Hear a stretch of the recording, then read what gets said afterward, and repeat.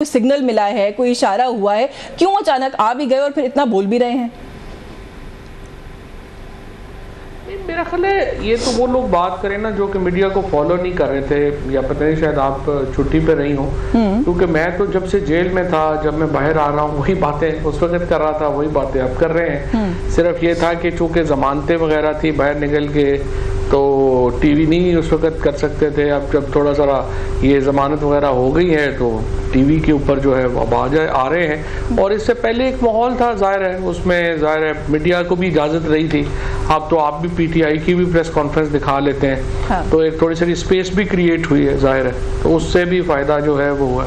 नहीं, छुट्टी पर मैं नहीं थी, छुट्टी पर वैसे बीच में आप थे, उसकी रीज़न आपने खुद बता दी है कि क्या थी। सवाल पूछने का मकसद ये है कि एक होता है जब आप बीच में कहीं ना कहीं नजर आते थे तो जाहिर है आप अपने मामलात में घिरे हुए थे उस वक्त, उसके हवाले से बात करते थे। फिर एक ट्वीट आया जिसमें कहा कि मैं पॉलिटिक्स ही छोड़ रहा हूँ। फिर उसके बाद उस ट्वीट को भी खैर आपने एक्सप्लेन किया है अपने रिसेंट इंटरव्यूज़ के अंदर।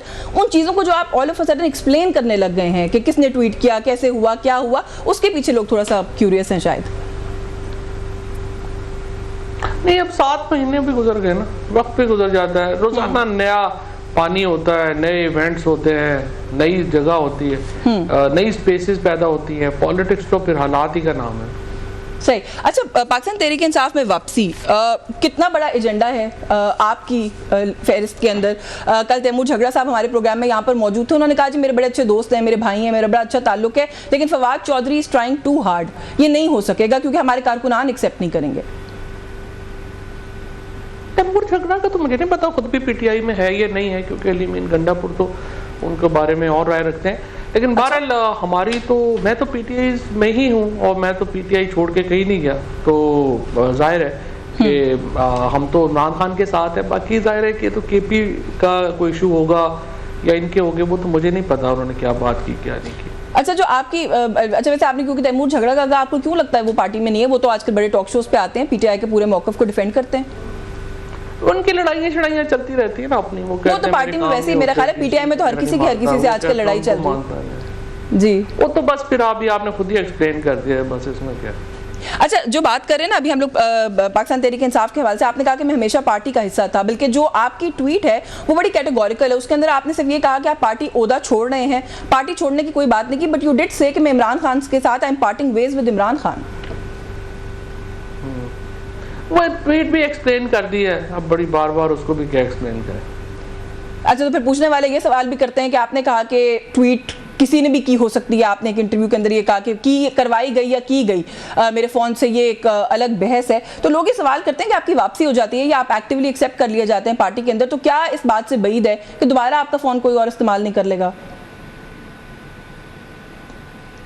कोई पता नहीं होता, कोई पता नहीं आपका फोन भी कोई और इस्तेमाल कर ले, वो तो देखें, आपको थोड़ी पता होता। पाकिस्तान में तो वाकई हालात का नहीं पता होता, लेकिन उसकी कितनी पॉसिबिलिटी एग्जिस्ट करती है। मेरी वैसे फिलहाल क्योंकि मैं एक्टिवली पॉलिटिक्स में इन्वॉल्व नहीं हूँ, मेरी कम है, आपसे इसलिए सवाल पूछ रही हूँ।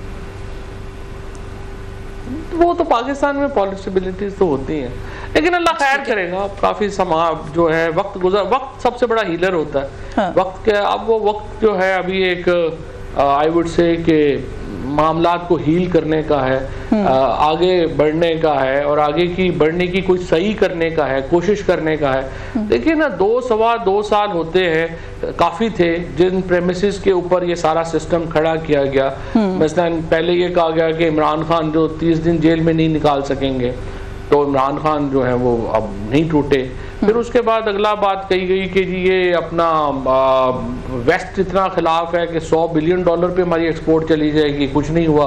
फिर कहा गया कि जी अरब कंट्रीज बड़े खिलाफ हैं, वहाँ से डॉलर आ जाएंगे, वहाँ से कुछ नहीं हुआ। पार्टी टूट जाएगी, 8 फरवरी को पार्टी जो है वो बिल्कुल खड़ी हो गई।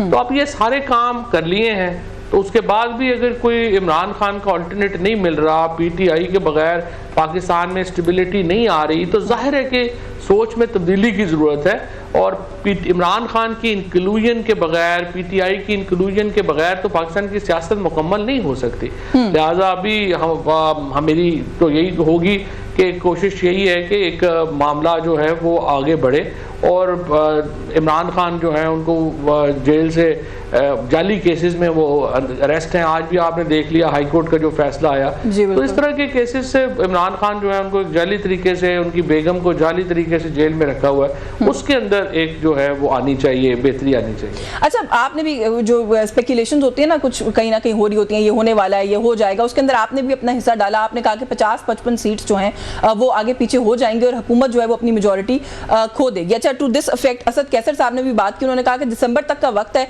पाकिस्तान तहरीक इंसाफ की हुकूमत वापस आ रही है। आपको एक तो ये बताइए कि बेस्ड ऑन व्हाट इन्फॉर्मेशन आप ये कह रहे हैं, दूसरी बात ये कि जो असद कैसर साहब कह रहे हैं कि दिसंबर तक हुकूमत आ सकती है या आ जाएगी, आपको भी कुछ तरह के आसार लग रहे हैं? देखिए ना, उसमें बड़ी सिंपल बात है ना कि जो एक इशू है, इस वक्त 120 के करीब सीटें हो गई हैं पीटीआई की और जेयूआई की। तो 40 सीटें इस वक्त जो हमारी जो पार्लिमान है उसमें हुकूमत को घर भेजने के लिए 166 नशिस्तों की ज़रूरत है।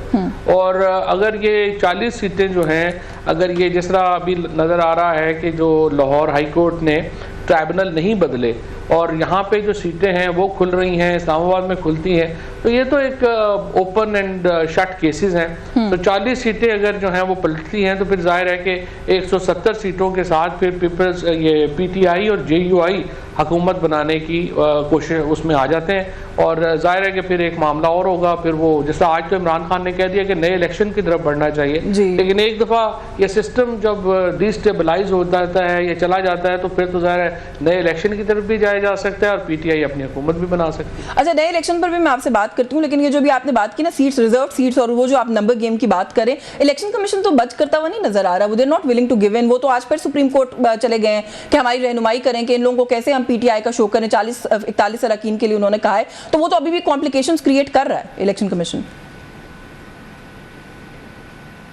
फैसला मान लिया है, उसकी वजह यह है कि देखिए ना 39 सीटें वो जिनके ऊपर पीटीआई ने टिकट देना था वो टिकट तो उन्होंने मान लिया। 39 सीटें तो हो गई इनकी। अब 41 सीटों के ऊपर सुप्रीम कोर्ट ने, आपको मालूम है कि जब जो मेजॉरिटी जजमेंट है उसमें उन्होंने लिखा हुआ था कि कमीशन या पीटीआई अगर किसी में कोई कंफ्यूजन है तो किसी भी एक जज से जो मेजॉरिटी कॉन्स्टिट्यूट करता है फैसले का, उससे वो बात कर लें और उससे वो फैसला ले लें।